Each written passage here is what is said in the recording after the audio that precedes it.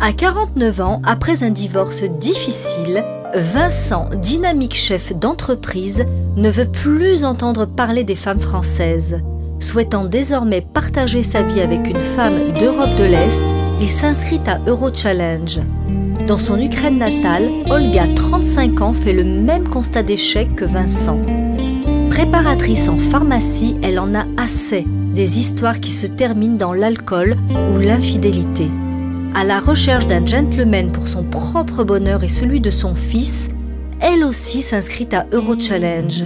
Aujourd'hui, après une rencontre sublime, digne d'un roman d'amour, Olga et Vincent sont ensemble sur leur petit nuage. Pour trouver l'amour, ils sont sortis des sentiers battus. Et chaque jour, ils se félicitent d'avoir eu cette audace. Je suis Anne Muser et je suis très contente de recevoir aujourd'hui à l'agence de Nantes Vincent et Olga, qui sont mariés maintenant depuis 3 ans. 2 ans. 2 ans. Octobre 2009. Oui, il y a plus longtemps que vous connaissez, mais ça fait 2 ans. Vincent est boulanger, enfin vous avez une entreprise de boulangerie. Voilà, je n'ai pas toujours fait ça par le passé. Les grands groupes, une autre expérience, mais maintenant c'est vrai que j'ai ma boulangerie, une grosse équipe en plein centre de Treville. Oui. Et ça se passe bien, ça m'occupe beaucoup. En tout cas, je vous le souhaite. Et puis vous avez l'air de bien vous compléter, de bien vous entendre tous les deux. Est-ce que je me trompe, Vincent? Ah non, non, vous ne vous trompez pas du tout. En plus, ça répond totalement à mes rêves de l'époque où je suis venu ici à Nantes depuis Tours, oui. Frapper à les portes d'Eurochallenge. Oui. Comment vous nous avez connus? Du fond de ma boulangerie, puisque vous en parliez. Dans mes soirées nocturnes, à bosser quand même lourdement et à m'y retrouver suite à... C'est vrai, j'avais démarré cette entreprise il n'y a pas si longtemps, en juillet 2006, et fin d'année, je l'ai passé seul puisque j'ai subi un divorce un peu violent. Je me suis dit, je ne passerai pas une deuxième année ou un deuxième Noël comme ça. Et sitôt fait, en mars 2007, le temps de mûrir un peu tout ça et éclaircir les idées que je voulais. En tout cas, l'idée majeure, c'est que c'est vrai que j'avoue que je ne voulais plus voir de Française. J'étais un petit peu... Traumatisé quand même. Ouais, j'étais un peu ébranlé, voilà, traumatisé si vous voulez. Et mon vœu s'est porté sur la culture slave, en laquelle j'ai beaucoup cru, surtout au travers des témoignages que j'avais pu lire sur votre site. On a besoin de se stimuler dans la vie, la part de rêve existe, c'est sûr. Oui. C'est ce qui fait agir après au quotidien. Il faut aller vers ses rêves. Il faut aller, voilà. Nous sommes des réalisateurs de rêves. Oui, écoutez, on vous en rend grâce aujourd'hui. Donc c'est ça, on emmène les gens vers leurs rêves à réaliser, et donc on les facilite pour ainsi dire. Et c'est vrai que les rêves sont divers et variés, et pour vous c'était Olga. Voilà, alors la découverte, l'accueil avant de réaliser le rêve, l'accueil était chaleureux ici, en tout cas ça s'est bien passé. Et 3 mois plus tard, j'étais effectivement en rencontre d'Olga et on a démarré notre relation. On s'est vu très rapidement, au bout d'1 mois de conversation, on a énormément communiqué entre français et russe. Et c'est logique qu'on communique en anglais. Voilà. Quelquefois, il faut une passerelle. 2 ans d'anglais intensif.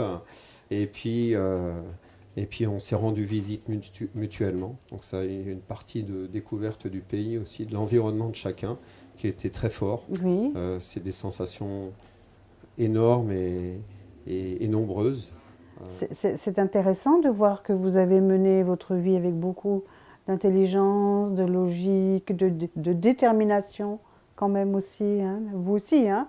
Il est extrêmement déterminé quand il fait quelque chose, Vincent. Hein. J'ai eu le plaisir d'emmener Olga à Paris et je crois que c'est, vous voyez, on parlait du contraste peut-être des jeunes filles françaises ou pas françaises. Et bien en l'occurrence, Olga m'a fait redécouvrir Paris.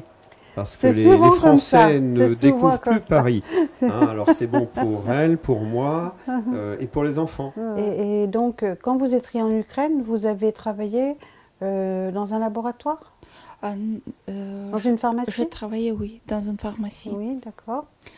je peux dire, dans les différentes pharmacies, et ça me plaît. J'aime bien mon métier. J'ai vraiment sentir que j'aimerais bien continuer dans ce domaine. Dans ce domaine. Qu'est-ce qui vous a intéressé dans le fait d'épouser un homme français plutôt qu'un homme ukrainien? Vous savez, en général, j'ai cherché les personnes qui sont proches. Je ne pensais pas forcément des nationalités. J'ai plutôt cherché un homme qui est proche pour moi, oui. Qui peut me comprendre, avec qui je peux partager mes intérêts, avec qui je peux parler des choses différentes qui intéressent pour moi et également pour lui. Oui. Vincent, la conclusion, c'est peut-être vous qui allez pouvoir la faire.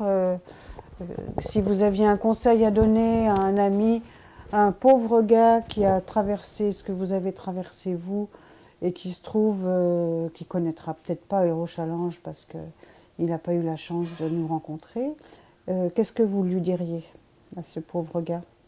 Le pauvre gars, j'en ai déjà rencontré quelques-uns autour de moi.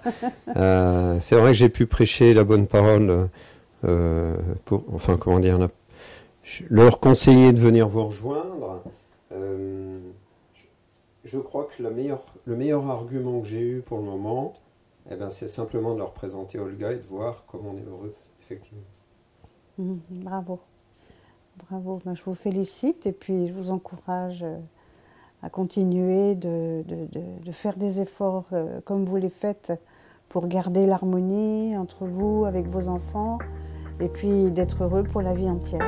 C'est tout ce que je vous souhaite.